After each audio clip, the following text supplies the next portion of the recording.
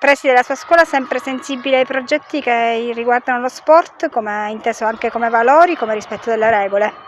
Sì, abbiamo realizzato questa manifestazione conclusiva di questo progetto chiamato Valori in Rete,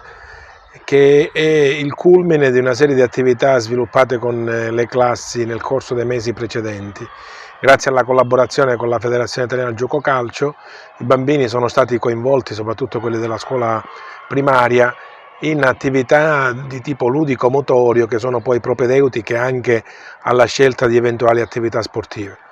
È importante sensibilizzare le famiglie, gli alunni alla pratica sportiva e fare in modo che questa diventi una sana abitudine che si possa praticare non solo a scuola durante le poche ore di educazione motoria, ma anche durante il proprio tempo libero, perché diventa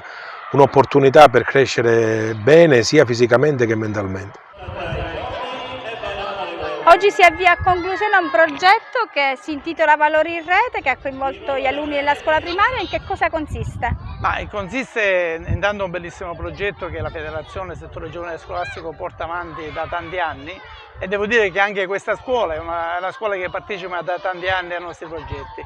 Questo progetto dà veramente il senso del calcio come intendiamo noi, cioè calcio divertimento, spensieratezza, socializzazione, non sicuramente il gioco del calcio visto come la vittoria di una gara. Ecco, questo progetto che è oggi alla festa finale, che si chiama Gioco Calciando, indirizzato appunto ai bambini della scuola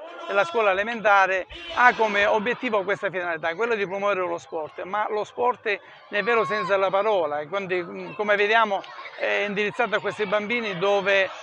sarà un momento di divertimento, vista che è una festa conclusiva, ma nel percorso anche durante le lezioni è stato improntato sul rispetto delle regole, sul rispetto del compagno, sulla socializzazione, e quindi un progetto che mira veramente a promuovere lo sport, ma lo sport inteso come un mezzo di aggregazione, un mezzo educativo che porterà sicuramente questi bambini